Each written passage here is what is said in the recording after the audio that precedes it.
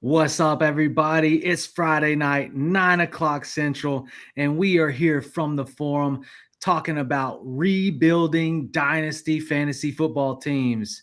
Hope you're ready. We got a good one for you.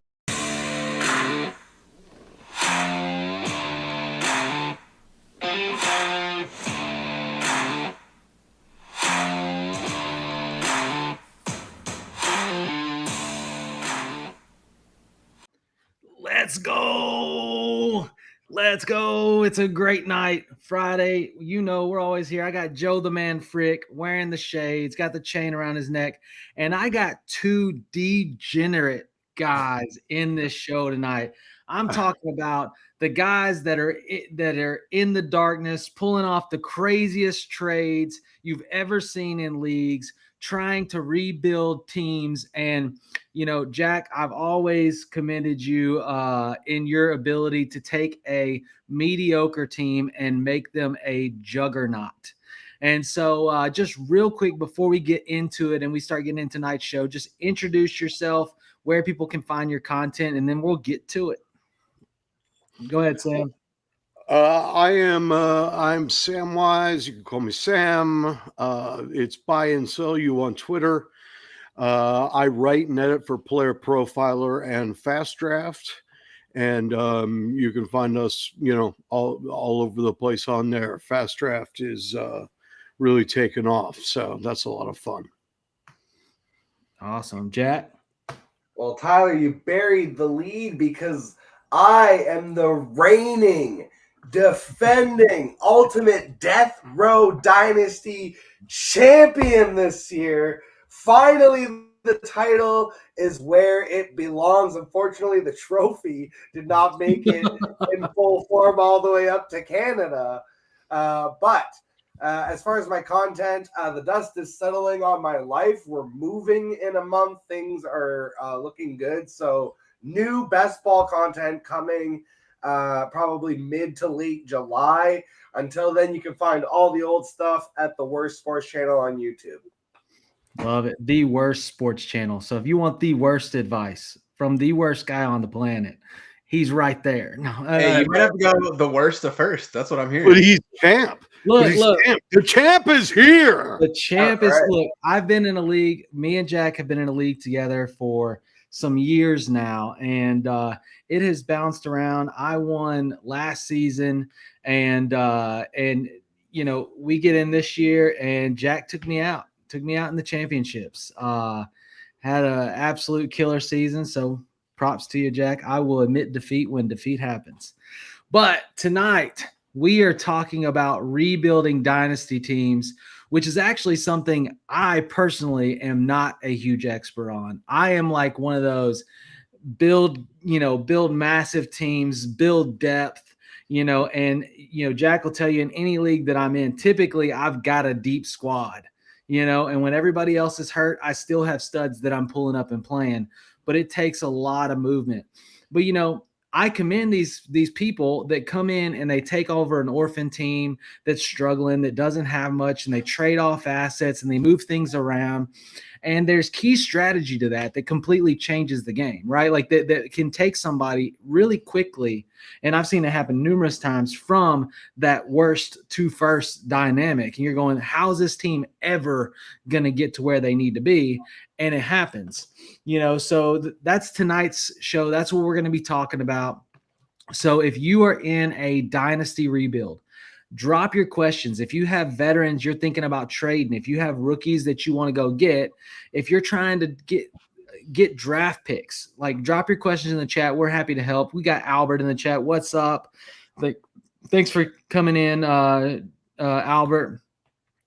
So, just kind of going in for the viewers, Sam, in just theory, like if you could give a one sentence essential like theory when you go in and you take over a rebuild, what is what's the priority take? Like when you take over that team, what's the first thing that you're trying to do?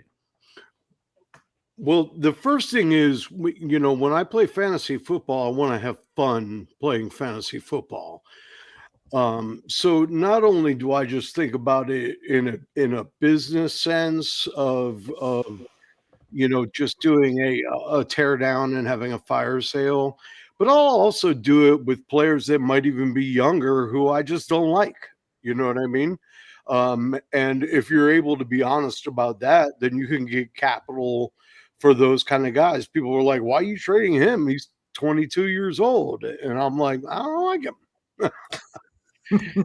Or you don't see a future for him when other people do. But I always liken it to the story about that guy, or maybe there's several stories that starts with a paperclip, and in 3 years he buys like a mansion. Oh, you're a red paperclip guy. Oh man. We got BHS Cardinal. I have like 3 builds. Lord help me. 3 rebuilds. Lord help me. Jack, for you, he's a red paperclip guy. What's your strategy? And I know it's really different than most, which is why I think it's really cool that we're going to have you both on the show, because we're going to get some very different perspectives. What's the thing that you go in when you're talking about dynasty rebuilds that you're thinking? Yeah, I'm definitely what I would call a dynasty contrarian in a lot of ways. But kind of to Sam's point, and I think he touched on it inadvertently. There's 2 points I really want to make here. One is that I think dynasty is getting more popular, but still should be used as a less is more approach. I found myself being in too many dynasty leagues and having to find my way out of those dynasty leagues was, challenging. Even there was one this year. I wasn't in the middle of a rebuild. Let's say we're year 2 on the rebuild, but the team had BTJ, Marvin Harrison Jr., a lot of good assets, full draft picks. And the commissioner was just very wishy-washy, like just kind of wasn't following up on things the way that he should be. And, Tyler, credit to you. Like, you took over Death Row Dynasty. That league is what it is today because of the commitment that you have as a commissioner. I think that's really important when you're getting into these dynasty leagues. It's like, it's not even necessarily about, it's like, oh, it's great if everyone in the league is friends and there's a good dynamic. None of that actually matters at the end of the day if the commish sucks. So I think really, like, less is more. Focus on finding really good dynasty commissioners, because it takes such commitment and effort to actually maintain these leagues and like make them good for many years. And then once you are in one of those leagues, and especially if you have to take over an orphan to get into one of those leagues, youth isn't everything, value is. And Sam kind of touched on it. When you get in a league, you got to kind of figure out your league mates.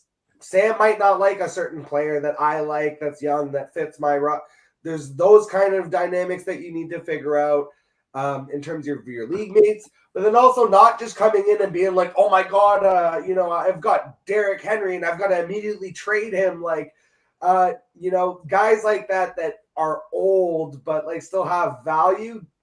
Don't be so feeling like you got to tear down the whole entire team because you just got there. Maybe even like give yourself, I always say, like, never trade just to trade. So like maybe give yourself even a little bit of time with the roster before you make any kind of real big moves, and really kind of assess like where you're going to go with this team. And like, because a lot of times what happens is you come in fresh to one of these leagues and it's literally chum in the water, and all the other dynasty managers are like, oh yeah, time to send this guy a bunch of crappy trade offers. What's really funny is every time we add a new person to a league, usually we'll add them, and then within probably 24 to 48 hours, I've done a trade that may be considered murder. And then the league is like, ah, But you're the problem. Yeah. Look, here's the thing, okay? In Dynasty, if you want to build an amazing team, timing is everything. Like, I mean it. Timing is everything. Narratives, ups. It's like working the stock market, and I mentioned that because here we go. Like, we've got a question in the chat. BHS Cardinal says, Kyle Pitts, hold or sell? And Kyle Pitts has fallen off the radar. He's fallen deep in redrafts. He's fallen deep in best ball. I've seen him being traded away for a third, second round picks, and the value that he was, which was essentially a top 3 dynasty pick, is not there. He was Bowers a couple years ago, basically, Right. without the production. So the value, so then, he basically falls. And so now I can't trade Pitts because I'm not going to get the value out of him. Well, now there's this narrative, right? There's this narrative that, Michael Penix is going to revive Pitts. Like, he is the guy that's going to air out the ball, and Pitts' destiny is going to change, right? So you have to decide as a dynasty owner if this player actually merits the consideration. Like, if you believe in this player, because if you believe in that player, you hold him. But if you don't, his value now has lifted because of this narrative. So if you are going to sell him now, because if you get 3 to 4 weeks into the season and he does the same old Kyle Pitts stuff and doesn't perform, then boom, you lost your opportunity. And so that timing piece is huge. Like Derrick Henry, like everybody's like, let fire sale, right? Like, he's older. Well, then he gets a contract extension. Oh, so now you can lock onto the fact that he's got multiple years of left in him. Even George Kittle's another example. Like, gets this late in career contract that says, oh, he's going to be relevant. So then if you're in a rebuild, now it's time to sell him. Same thing. You don't trade for picks at draft time unless you want to pay out the yin yang for them. You trade for picks during the season when people don't care about picks. And then you trade your picks away during the draft to get massive talent. Like, these are rebuild strategies, and it's all surrounded around timing. We got Mr. Grapefruit in the chat. Does Samwise have a favorite late tight end? Do you have somebody that's your favorite, Sam? Yeah, the rookie in Los Angeles, Ferguson. You pull somebody, I mean, he might not have the measurables of some of the other tight ends in the draft, but you're telling me that you're going to pull a guy from college that was good enough to get drafted and give him to Matt Stafford as a starter in his first year? Oh, yeah. I mean, what could possibly go wrong? Famous last words.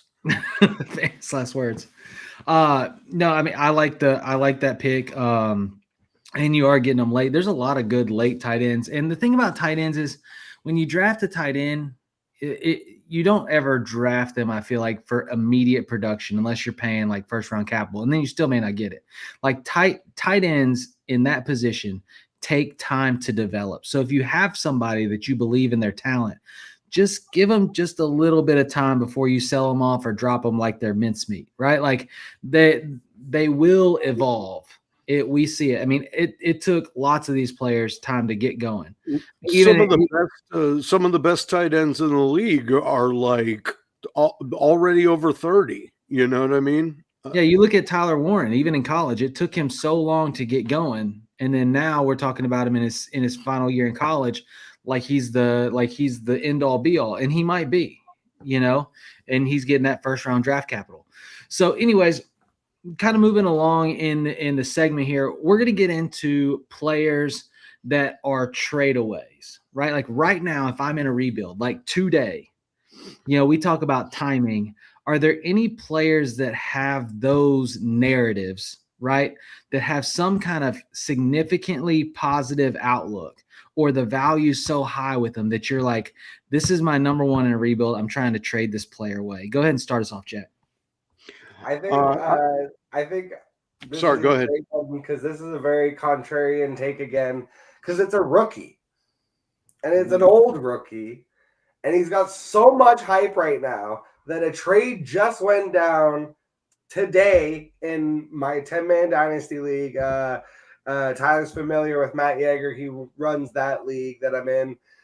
And so the trade was JSN, Nico, and a 2026 third for Malik Neighbors and RJ Harvey and a 2026 second. And RJ Harvey right now, the value on RJ Harvey, I think, is insane. He's being valued the same way as like Quinshawn Judkins and Caleb Johnson and all these guys. Like RJ Harvey is already 24 years old. If you are a rebuilding team and you drafted RJ Harvey, I would already be going and looking at some of these contender teams that are lacking RBs and looking to make a similar trade to what I just said. Originally, when he asked me about the trade, he asked, would you take JSN and BTJ for Neighbors and RJ Harvey? And I was like, all day, every day. People are really enamored with RJ Harvey, acting like this guy's about to be the next Alvin Kamara. I'm sorry, but I don't see it. He's a nice little running back. He's 5'8", 205. He ran a 4.4. This man has modest burst and elusivity. This is not an Alvin Kamara type running back at all. The pass catching skills even, I think, are being overrated. And I really don't think that he's just walking in. I think people are really overlooking Jaleel McLaughlin and Audric Estime and how they're going to be used in this backfield. I don't think RJ Harvey is just coming in and taking 80% of the snap shares. And if he cracks off an amazing, he would literally have to crack off like a Phillip Lindsay type rookie season to maximize the value that he already has seemingly in ADP right now in terms of best ball and how he's being valued in Dynasty. So I'm looking at this if this guy comes out and has a mid-season, his value is going to completely fall off a cliff. So if I can take this 24-year-old, he went in the second round, but at the back of the second round, he was practically a day 3 pick. If I could take this guy and a wide receiver and make a package where I'm getting, again, a JSN and a Nico, a JSN and a BTJ, or some type of 2 wide receiver, again, you're going to have to make a package deal to get this done. But RJ Harvey's value right now might be as high as it ever is going to be in his NFL career. And again, if you're a rebuilding team, and especially if you're rebuilding, you're I'm 2 years away. In 2 years, he's going to be 26. So it's I would much rather have pretty much any decent wide receiver that's 22, 23 versus RJ Harvey. So that's where I'm I would trade this guy right now because I really think the way he's being valued. And again, shout out to Dynasty Zoltan had put out a poll on Twitter asking who would you rather have in Dynasty right now, RJ Harvey or Kyron Williams. And the vote was a lot closer than you would think. It was 45% RJ Harvey, 55% Kyron Williams. Kyron Williams is only 6 months older than RJ Harvey is. So, what are we doing here? Again, this might be the highest value you ever get on this guy. I mean, that's a hot take because a lot of people are really high on RJ Harvey, but the age is there. We got a couple people popping in the chat. Dynasty Donalds over on X and Pete Terranova. Thanks for tuning in. What's up, man? It's a strong take, but that is one of the things. When you talk about a rebuild team, if you had those rookie picks and you didn't trade it away and you took an RJ Harvey and somebody comes knocking on your door and that's who they want or that's who they missed in the draft or the narrative hype grows on because RJ Harvey is one of those prospects where he started the beginning of this conversation. When he first, we're talking about a 3rd round pick. Right, we're talking about a 3rd round rookie pick, and then it elevated. Then the draft landing spot happened, and it elevated, and now I'm seeing RJ Harvey go RB3, RB3 in rookie drafts. So that kind of, and sometimes that's part of it, right? Just the fact that you may get superior value. So love that take. Definitely interesting. Look at Sam getting some love. Sam legend, a lot of legends here, but Sam may be the top. Man, look at all that. Appreciate you being on the show, Sam. Oh, so stop it, Pete. Who's one for you, Sam? Give me a sell. I'm gonna do it, but I have to talk about RJ Harvey. Can I do that? You can do that. I'm not going to sit here and just pick on Jack, but I disagree with a lot of points here. Not that this might be the highest his value is, and not that we're making him better than he actually is. I agree 100%. It's the Sean Payton factor is part of the reason everybody values him so high. And I don't think people are discounting Jaleel and Estimate too much, because Sean Payton like handpicked RJ Harvey. Like that was his dude. You know what I mean? And that says a lot when a coach does that. So I do think he's going to walk right in and start. Will he share carries? Yes. The only other thing I'll mention, and this is just a general idea, is that, you know, a lot of kids are coming out of school older and older. And so I think it's time to be careful about pointing at their age and look more at the miles. You know, RJ Harvey carried the ball, I don't know, 550 times over 4 years in college. I mean, 300 is a big year in the NFL. So, you know, it's not like he's going to just run out of gas at halfway through his next season. You know what I mean? But that goes for everybody. I think you need to take that into account for everybody. And I'll mention that about somebody later too. But okay, so you said give you one. Usually I'm a proponent at this point, after the draft has gone by, of not selling until somebody sticks out like a sore thumb with a need that's near the top of the league. The only time that stops is if you don't want to hurt your draft pick. And so you're anxious to get rid of guys. It's time to sell James Cook as soon as possible. Get him off your rosters.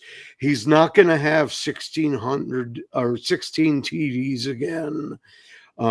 He's not going to have 1,200 or whatever it was yards like he had last year.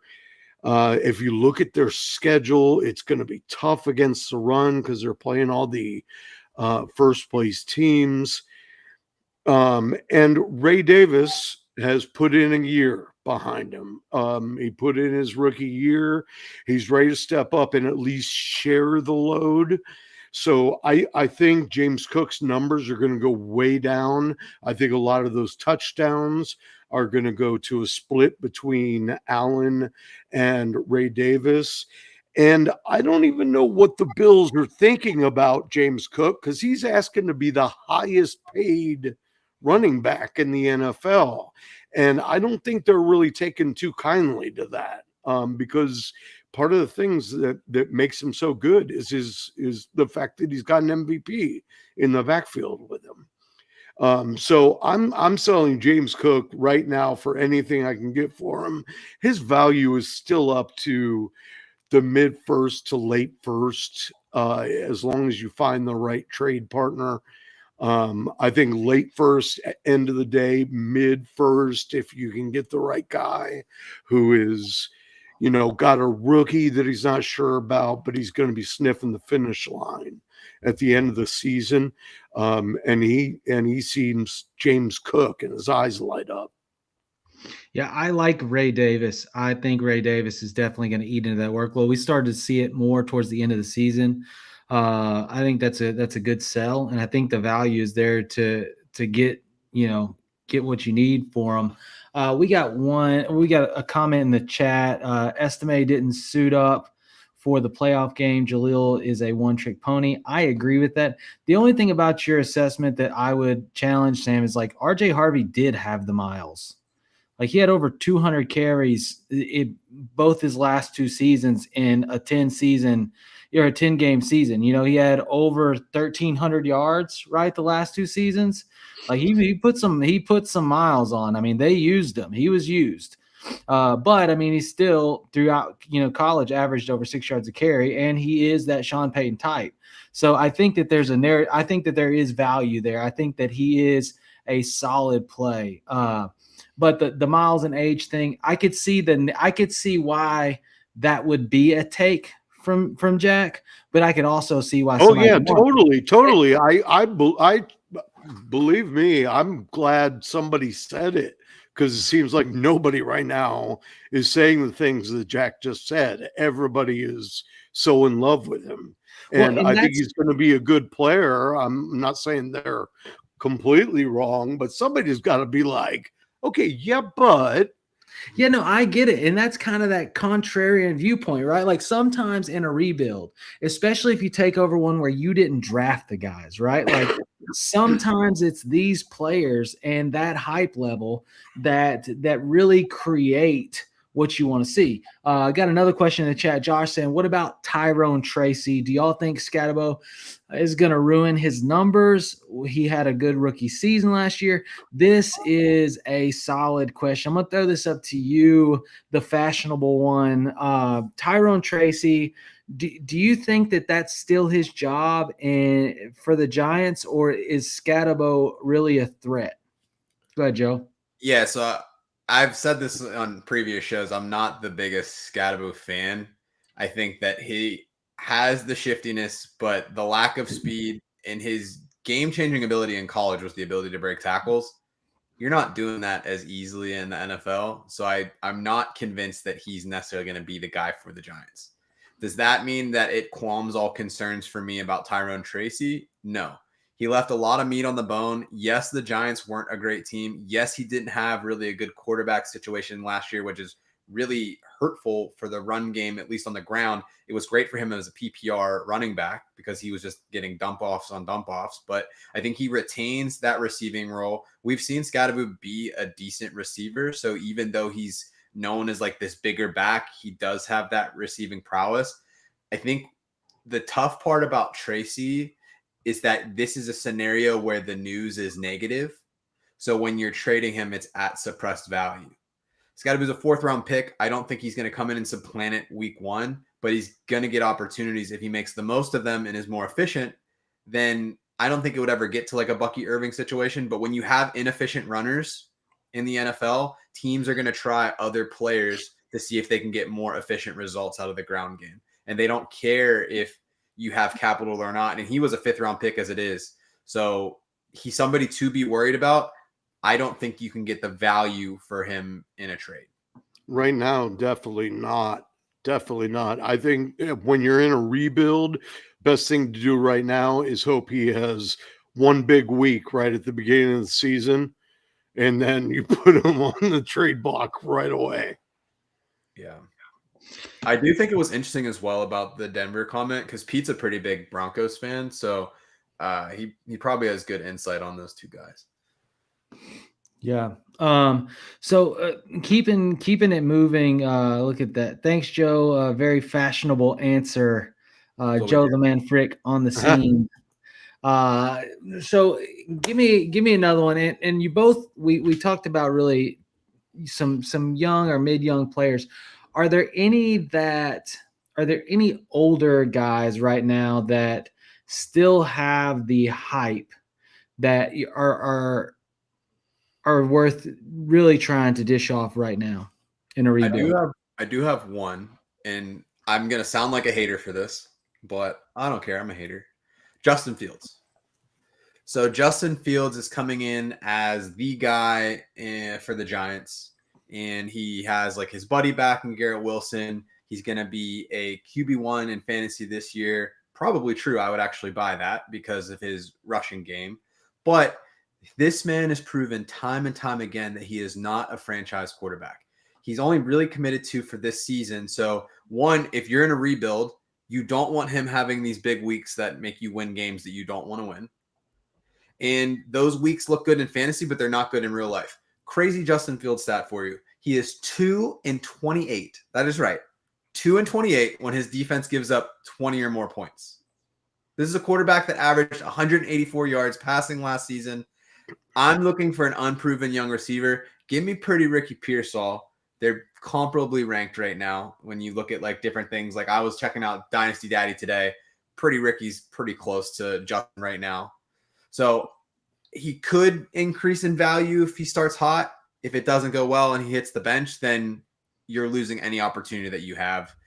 I don't think he's a long-term solution. He's somebody that I'm trying to sell off and get a piece that maybe other people are down on. Nothing you said is wrong, but he's not old. He's 26. Yeah, I just think he's out of chances though. For him, it's like if he doesn't do he's not going to get the opportunity to start. This is his last crack at it. So we got a question in the chat, and I'll throw this one over to you, Sam. I traded Olave for Caleb Johnson in a 1-quarterback dynasty.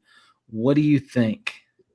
I'm probably the worst person to ask about this. I hate Olave. I hate him. I mean, he is one diving catch away from being out of the league. So props to you. And Caleb's going to walk right into a starting job. So I think it's a great trade. I would do that 10 times out of 10. So the interesting thing is we have 2 Pittsburgh Steeler fans in this room. That's too bad. Yeah, the fashionable one, which by the way, Big Draft Energy said, Joe, the best fashion statement you can make is walking barefoot in a wintry tundra. And then, but Jack, I know you're a Pittsburgh fan. Is Caleb Johnson the answer? Like, are you excited? Is this the guy they want that they needed? Are you selling Olave, which obviously if you have Olave, you're not doing it for this year because their quarterback conundrum is what it is, but are you selling them for Caleb Johnson? 100%. Even if I was not a Steelers fan, I can remove myself emotionally from being a Steelers fan. Sam said it. Olave is one hit away from being straight done, like retired, like out of the NFL. And, it sucks for him because he's a genuinely talented wide receiver, but sometimes dudes just don't stay healthy. And if I can trade that for Caleb Johnson, absolutely. I mean, in terms of how he fits the Steelers mold, it's going to be annoying because he is going to split with Jaylen Warren, but he's going to basically take over the Najee Harris role from last year. He'll be slightly more effective at it, I think. And it sets up well because Arthur Smith, for all his faults, what he does do is he runs the highest percentage of 2 tight end sets in the NFL, which really benefits the run game. The Steelers are predicated on running game and defense. Literally, this is a perfect situation fit. Talent, and he's young. He's 21 years old as Caleb Johnson. So I think this is 100% like smash trade all day, every day. Well, and speaking of the double tight end set, one of those tight ends, Darnell Washington, could just as well be another offensive lineman. He is freaking massive. That's literally why he's there, is for that system to be that player. So love that. Try to hit some of these questions here. Hold on. Can we just say that Chris Olave was the offensive rookie of the year 2 years ago, and he's not getting hospital balls from Carr anymore? Like, there's no way that I'm making Tyler Suggs is a huge upgrade. There's no way that I'm making that trade. Okay, everybody. Well, you're holding Olave. I'm keeping Olave 10 times out of 10. The comp for Tyler Suggs is it's Derek Carr. That's fine. There's no way that I'm taking Caleb Johnson there. Derek Carr, and you're like, oh, but he's not having Derek Carr anymore. Like, yeah, he Look, is. Everybody uses the hospital ball narrative. What do you think a rookie's gonna do? I mean, do you think a rookie's not gonna throw him over the middle and be a little wild on it? And no, plus, I've been watching rookie level quarterback play for 4 years. From catching the ball while he was falling out of bounds, bump his head on the ground, and he was gone for 4 games. That happened to Malik Neighbors, and he's like the most sought after dynasty asset in the league. All right, so there you go. A very mixed view. Joe thinks it's crazy. He would have kept Olave. The other 2 in the bottom are Caleb Johnson. So hope that the take helps. Next on the docket, thoughts on Rice this year. Is he a buy right now? Jack, you're shaking your head no. Tell us about that. He's a sell for me. I mean, we're skipping ahead. We're getting all over the place. Fashionable one already stole one of my trade for candidates and Ricky Pearsall, and now we're getting into my second one, which is we are not worthy. Xavier Worthy is the Chiefs wide receiver that you actually want coming into his second year. Last year, it was like right there. That was how much you missed on like 50, 60-yard touchdowns with Patrick Mahomes.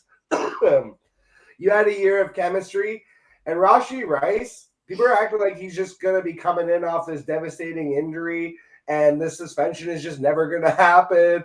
And just like, I don't know. I don't understand these weird narratives around Rashee Rice. Like, he is somehow like, he's basically just like an upgraded version of Juju Smith-Schuster. Like, he's not the be-all, end-all. Like, I don't understand. People are acting like Rashee Rice has like Brian Thomas Jr., Marvin Harrison Jr. talent. Wait, are we talking about good needs Juju Smith-Schuster put up 1,400 yards in a season? Juju Smith-Schuster, because that guy was pretty good. With the who hasn't put up 1,400 yards with the Steelers as a wide receiver? Mike Wallace, Antonio Brown lost his mind. Look what he did on other teams. I mean, Antonio Holmes. Do we have to go through the list of epic Steelers wide receivers that ultimately failed in the rest of the league? Like, what are we doing, man? Look, I'm loving the heat. Rashee Rice is a overrated possession wide receiver. He is T. Higgins. T. Higgins is super overvalued perennially also. So this is just T. Higgins in a Chiefs uniform, just going to be perennially overdrafted. He's coming off a devastating injury, so it's going to take him some time to get going this year. Like, there's just no way that you're going to get the full return on value this year. So, like, if you're a rebuilding team, ship him off somewhere else. Because he's being drafted ahead of Xavier Worthy in best ball currently. He's considered, I think, more valuable by most people, erroneously, in my opinion. Like, I see Xavier Worthy as the next version of Tyreek Hill, and he's ascending to that. And we saw it last year. They were trying to involve him in the deep stuff, and then they started getting him involved in like the gadget play stuff. And then we saw the explosion, but we saw it in the playoffs. And that's why a lot of like fantasy players who checked out mentally and were like, oh, blah, blah, blah. It's like, yeah, if you didn't win with the Xavier Worthy on your roster like I did at the end of the year, because I made that Amon-Ra trade for JT and Worthy, which put me over the top. If you didn't have that experience and you don't remember that playoff game where he just went nuts for like 150 and 2 tutties, like, man, I'm telling you, Xavier Worthy is coming into a breakout year this year, and I feel like it's being overlooked. He could finish as a legitimate top 5 wide receiver this year. I will say, to your point, Jack, if you are somebody that if you believe in Rice, now is not the time to buy. They got the videos out there that's like, look how good his knee looks. Oh, he's going to be ready week 1. All of this stuff. ACL injuries, are non-linear. So he could be feeling good while he's doing stuff in shorts. I still feel good when I do stuff in shorts, but you know what? Like, it hurts the next day because that's what getting old's about. But if that suspension is looming, is it going to happen this year or not? Like, people don't have that fear right now. They think did you say Xavier Worthy could be a top 5 wide receiver? 100%. If that happens, I will come on this show and eat my hat. All right. Great. Put it on the board. Put it on the board. Look, here's the deal, guys. And this is what I love. Okay. This is what I love about Dynasty. It's about your guys. Like, it's about the people you believe in. Like, for me, I'm a sell on Rashee Rice. And if his knee's looking good in camp and he's got all this possibility, great. Get him on my team. Cool, happy about it, right? Like, that's great. And so if I'm in a rebuild and I don't want to worry about suspension, I don't want to worry about if his knee's going to look great, and somebody's going, I'll give you a mid first rounder for it or a late first rounder for it. Sure, I will take it. I can get a ton of rookie wide receivers at that point that I like more than Rashee Rice. Well, that's the thing. If you want to buy Rice, now is not the time. You need to wait until he has that slow start coming back with the knee injury. When the suspension comes out, like, now there's a lot of hopium out there about Rice. Opium. So it's a great time to sell. But if you are a believer, I'm all in on Rice. He's gonna basically take the Kelsey role. Xavier Worthy, the guy I want in best ball, but you don't want to buy him right now. All right. We got to keep moving. We obviously got a lot in the chat. That Samwise guy about to eat his hat, and I'm here. Man, I met you at the expo. Don't make me look. Don't make me hunt you down this year. I would never hunt down Disco unless it was give him a hug, man. Real quick, he said fair points. I traded him this morning. I traded for him this morning. I got Rasheed Ridley and a 26 first. Sent T, Waddle, and 2-5. So to Jack's point, you got you sent Rasheed to get Rasheed and T, and then you upgraded your second to a first. The only thing is I would have rather had Waddle than Ridley, but it's still it's a fine trade. Jack would veto this trade because he hates so many people that are in it. What? First of all, I'm a never veto guy. I need to put that. Same. I gotta get up here and get Dylan's question. Urgent. It's urgent. Beep, beep, beep. Urgent trade help needed. Okay, which side? You got Marvin Harrison Jr., Luther Burden, and two 27 firsts. So you already have 2 firsts for 27, or Tet, Amarion, Shuck, and one 27 second. Marv. Yeah, I don't know what you're going to do for the next 2 years, like with that person that's trading the 2027 first, but that's an interesting trade. The Marv side. 2 2027 firsts. And the 2026 class is not looking good. I'm just going to say that right now. I don't have a lot of excitement. 2027, that's when you have the Jeremiah Smiths, all those guys, like that's the first round draft picks that you want. 2026 is going to have some quarterbacks, but quarterback for sure. Skill positions are kind of weird. And Tyler, I think that's an important thing. Like as a rebuilder, if you're just trying to accumulate capital and you're looking for players that you're going to be able to trade later for assets, especially right now when there's a lot of like unknowns about depth chart, how are rookies going to perform in camp?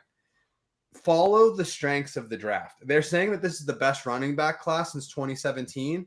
If you have taxi spots or you have guys that we're going to talk about later for like cuts and things like that, stash up on these different running backs. If they pop off, you might not have a need for them. You might not be able to use them to help you really win games, but then those are players that you're going to be able to trade for good picks. So it's like, take those lottery tickets. Sam's saying, hey, next year's a good year for quarterbacks.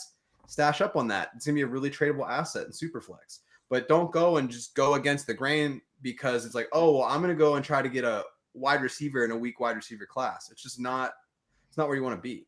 No, 100%. I agree with that. Like last year was wide receivers. This year was running backs. Like we're saying, next year is going to be quarterbacks. It seems like you have to know the draft class. Because if you're just trading for a bunch of first round picks and then you get there and you're like, oh shit, I need running backs in a wide receiver draft, or I need wide receivers in a running. Like if you needed wide receivers this year, you were basically screwed. So like you needed to make sure that you like assessed like, oh, this is actually like a running back draft. And so like if you needed to stock up on running backs, which I had a couple rebuilding teams, I've got 2 rebuilding teams, like official rebuilding. And one of them was I took Genty, but then I also like kept hammering running backs with the rest of my picks because it was like I'm just going to load up on these guys, hold them for a year or two, maybe trade a couple of them for value, maximize that when I can. But it's like I'm not going to just take wide receivers, because I feel like I need one. It's like, well, I'm not competing this year anyway, so why would I need a wide receiver? It's like, no, I'm taking the best players available and trading them. I'm maximizing the value. It's like we've said a couple of times, it's playing the stock market game of just always maximizing on the value of a player as opposed to like their individual situation.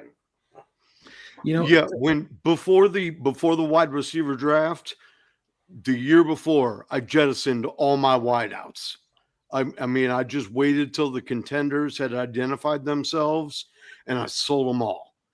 And then came back, and I ended up getting Neighbors and MHJ and and a Dunze. Like, I mean, I was just stocking up. And last year, at the end of the season, I jettisoned all my running backs. So you got to know what's coming, down the pipe. Yeah, it's definitely. I mean, definitely a big point of rebuild is knowing, and in this trade, like so. Speaking to this trade specifically, because I want to make sure your question gets answered. You know, these convoluted trades. Let me tell you, the easiest way to win a trade is to just make it as many pieces as possible. And somehow people get lost in the muck and they're like, oh yeah, let's do this deal, right? Like, and they think, oh, I'm getting so much, but I'm giving away my two best players. I mean, I watched a deal today go down that involved 6 players, the best of which was Dalton Kincaid. And I watched the best was Dalton Kincaid. And I watched the other team receive Brees Hall and Drake London. Like the top, it was crazy. It was like 7 players and a first round pick, and Drake London and Brees go away. And here's the thing: I always try to minimize it, right? Like let's talk about the position to the position, right? So, for one, if you're watching right now, make sure you hit that like button, make sure you sub, and you're awesome for doing so. But you look at the top wide receiver last season coming into the draft in Marvin Harrison, and you look at Ted, you look at Kyler Murray, you look at Bryce Young. Which do you want? Marv. Okay, so Marv. So, even if you say it's close, let's say it's close. Let's say Marv. Okay, now Amarian, right? So now we have Ted and Marv are tight, right? So then you got Shuck in a second, or you got Luther and 2 firsts. So Hampton, obviously Luther went after Hampton. So let's say Hampton for Luther and a first for 27. Which one do you want? I hate Luther Burden. He's just not doing See, it for me. for me, the problem though is if you remove, I think Marv is actually so much better than Ted that if you remove him from the trade and then you say to me Luther and the 27 first for Omari and Shug and the seconds, I'm a little bit more hesitant, to be honest, because then I'm like, Omarion might be the best player in that version of the trade. And that's usually like my deciding factor is usually, am I getting the best player for in the trade? And for me, it's like, this is clearly like, again, we were talking about Marvin Harrison Jr. as potentially like the greatest wide receiver prospect in the history of wide receiver prospects. And now it's like people are down on him because he went for 808, which like he's a is buy. not bad for a rookie season, to be perfectly honest. And now he's coming into his second year. He's put on weight. All the narratives are there. He looks huge for the sophomore breakout. And it's like, you're going to compare him to Tet, who would not have been even a first-round pick in last year's draft. Like, whoa! Ted put up 1,400 yards as a freshman, man. But compared to last year, again, compared to Malik Neighbors, BTJ, and no, he would have been in the Adunze tier. BTJ was supposed to be like his yards per route run wasn't high enough, one-trick pony. Like, he farly out surpassed what we're thinking. Well, that's for everyone else, because I had him. I was the BTJ guy last year. Like, that was my guy. And Big Draft Energy in the house. I know he's talking a lot of BTJ last year as well. So I think we're saying Luther, Marv, and the 227 first are the top side. That's what we want. Yeah, I mean, you look at the running back too, because it's 2027. Now you're like two years away from that running back. It's like Hampton may have exceeded value by that point, but he won't have exceeded the value of Marvin Harrison Jr. at that time, in my opinion. And then you have the better draft picks. Yeah, and I think we're getting a lot of the same thing. Luther and Marv's side, not even close. MHJ, great first year. We're good there. Let's move on and try to hit the next question. I just want to try to make sure we get everybody's. We got about 10 minutes left in the show, so make sure you drop those in. Make sure you hit the like button, notification bell. We are here every Friday night at 9 o'clock Central. Me, Joe the Man Frick, and whatever lovely guests decide to hop on with us. And the two guys tonight, you guys are killing it. Love it. So got Birds Builds says, I'm 6 people over roster limit, and I'm having problems getting league mates to bite on 2-for-1 trades. This is a real thing. And trades with players including Tyreek Hill, Cup, and Swift, Roshan. Do you think I'm stuck holding? So here's my thought, and this is because I have a problem with building massive depth in my teams. Jack knows this, so they wait in this death row league for us to arrive to cut day every year, and they go, I'm not trading you because you're going to have to drop people anyways, and then I can just get them with Fab. And then I say, somebody's going to get them. I'm going to trade them. It may be for cheap, and maybe I send them to a bottom team for less or whatever, but I usually can end up drumming up something. But the key is in listening to the conversation. Like a lot of times the problem is you go in trying to sell who you want to sell. You've got a preconceived notion on the players that you want to try to sell, which is going to limit because the person that you're talking to probably doesn't want those players. So get them to go through your roster, like the players that they want, and then work from there. If you need to move 2 or 3, and Jack, you've been killer at this in Death Row, where you'll piece together 3 or 4 players that are really just somebody that maybe somebody's like mid on, right? Like they're mid on them, but they like them. And so you piece them together and then you send them out there, and then you bring home Justin Jefferson, to your team, and you really gave away not much at all. You elevated your roster. So in this, especially if you're so heavy that you are 6 people over the roster limit and you have people that you can move, overpay. Offer up something that seems like they are winning out of their mind, like they're just killing the trade, and get some studs. Like look at each. I always say this in fantasy: look at each roster spot and try to elevate points per roster spot. Points per roster spot. Okay, not just have a good player or a good name. Elevate points per roster spot. So if you've got sitting in there T. Higgins as a starter, right? But you can take T. Higgins and you can take Cooper Kupp, and then you can take Swift and Roshan, and you can sell those 4 players, and then you could bring home, Amon-Ra, or like I'm just naming somebody that seems kind of close in that deal. I don't think you're getting JJ, but like somebody like that, like Amon-Ra or something like that, do it, right? Like don't be afraid to overpay because you're going to have to do something with your roster anyways.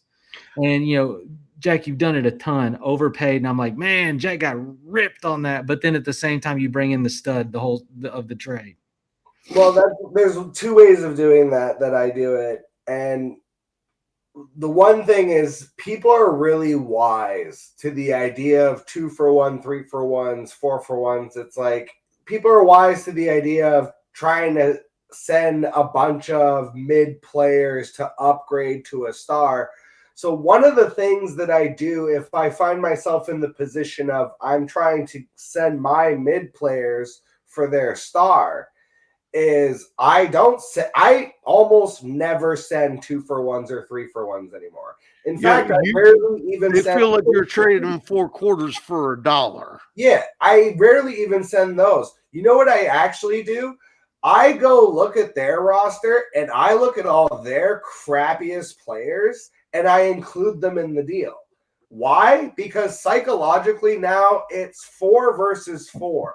So even though my 4 guys appear kind of like middle level, well, that middle level for 3 of those guys is so much higher than the 3 jabronis I put in the trade that it now seems like a much better value. And all of a sudden, this 4-for-1 deal goes through, and people are like, how is Jack always getting these studs? And it's because I look through the person's roster, and I look for throw-ins that either help my roster, backup tight ends, backup quarterbacks, whatever it might be, a wide receiver or running back handcuff kind of thing, or I just look for straight jabronis that I know I'm going to drop that guy as soon as this trade goes through. I don't care. I'll be the one to drop him, and then I'll go pick someone up off free agency, or I'll get a one of these undrafted rookies. Like, that's how I maximize trades. Is I just look at the jabronis that I think they're going to drop after the trade. I'm like, yeah, just put them in the trade. Make it 3 for 3. Make it 4 for 4. Make it look even. And psychologically, this is a trick that I promise you works so well compared to, Tyler sending his car salesman deals. But wear you down over time, and eventually you click accept because you're just sick of negotiating with them. It's like you get deals done with me. And again, I also take risks, and I really do look for a lot of like win-win deals on a roster where it's like, if you're getting the better wide receiver, I'm getting the better running back because you need a wide receiver and I need a running back.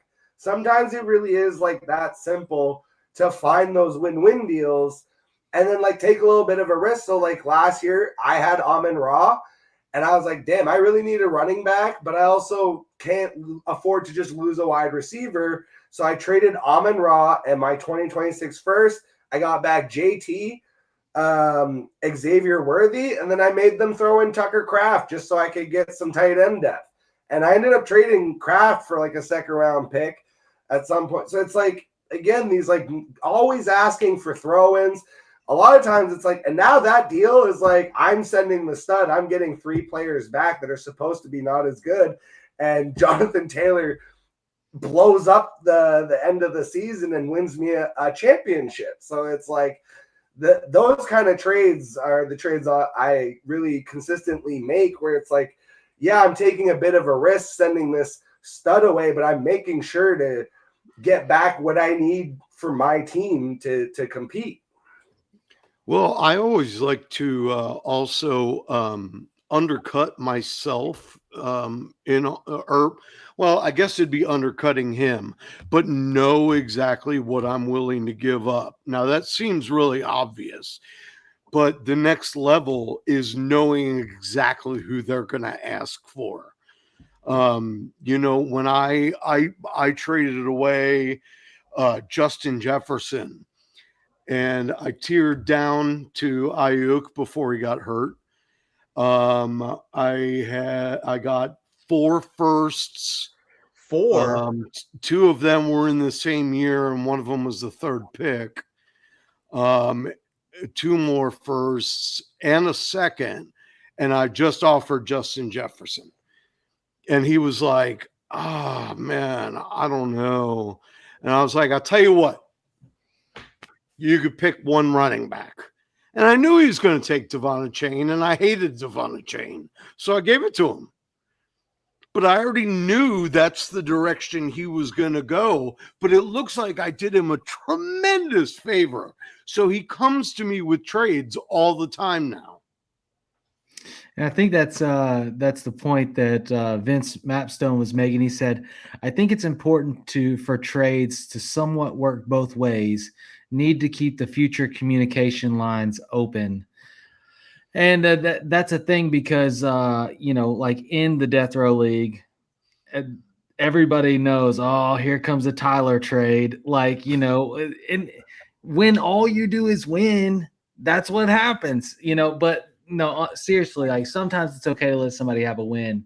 And especially when you have the depth, that's something that I've learned playing Dynasty, building really deep teams. So that's good. And you're getting a little love there. He said, I'm never afraid to take a loss in a trade if I know I get who I want, and you can get the favor back later. It's a long game. Don't have to win every deal. Sam knows me. And it's true. Dynasty is a long game. And, it's really important, like with these rebuilds, with these structures and how everything goes. So many Dynasty leagues don't make it past year 3. Right? Because they quickly get top heavy, they get loaded, and people don't know how to rebuild a roster. Right. And so hopefully from tonight's show, and we're kind of wrap it up here, we're at 10 o'clock. Make sure you guys hit the like button and the subscribe button. We appreciate you tuning in. But when you get into dynasty leagues, commit to it, hang in there. When you do these rebuilds, smart moves, and don't be afraid to, hopefully you grabbed a lot in this conversation, because there's been some really strong concessions of theory of how to enter into rebuilds and dynasty trades, like some really good stuff. Jack, Sam, man, I appreciate y'all so much. If you would, real quick, just let the audience know where they can find you if they want to follow your content. Absolutely. You can find me on Player Profiler or on Twitter at Buy and Sell You. During the season, I will have a redraft show every Tuesday night called Fantasy Whiplash. That will be just as much entertainment as much as it is stats and shit. And I'm not wearing the shirt. I should pimp Fast Draft. If you're not playing Fast Draft, do it. There are all kinds of promos. It takes 5 minutes to set rankings and then 5 minutes to get your teams. You just tell it how many teams you want to draft. It's $5 a team. You can turn that into 10 grand at the end of the season. And every Friday there's promos like draft 10 teams. That's $50, and he'll credit your account with 100. Or you can go on anytime and get a match 50 for 50. I know you have Jeremiah on here. Don't make fun of my hand movements. Oh, I was just trying to do the math for getting like 50 this. for putting in 50 and getting 100 back. That was just me trying to count with my fingers. Yeah, I mean it's awesome. It's awesome. And but anytime you can put in 50 and get a $50 match by using the promo code WHIP. WHIP. Whip. Love it. And Jeremiah's so funny. He reminds me of Will Ferrell. Like, I don't know what to do with my hands. Jack, let them know where they can find you. Well, you're going to find the relaunch in mid-July, late July at the latest, but we're redoing the whole channel. We're coming back strong. It's going to be all best ball all the time.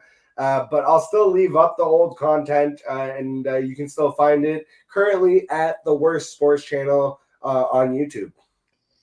Love it. And as you guys know, you can find me and Joe the Man Frick at fantasysportsadvice.com, the Fantasy Sports Advice Network. Man, again, thank you guys so much for coming in and being on the show. You deserve a round of applause. And we'll see all you wonderful ladies and gents next week, 9:00 Central from the Forum. Have a good weekend and good luck this season. My DMs are open. We are here. FantasySportsAdvice.com, offering the best fantasy sports social media platform. Why join endless Discord communities or the trolls of Reddit? Fantasy Sports Advice is a community designed to help you win with 24/7 support. Go to FantasySportsAdvice.com and become a pro member for unlimited access. Again, go to FantasySportsAdvice.com today.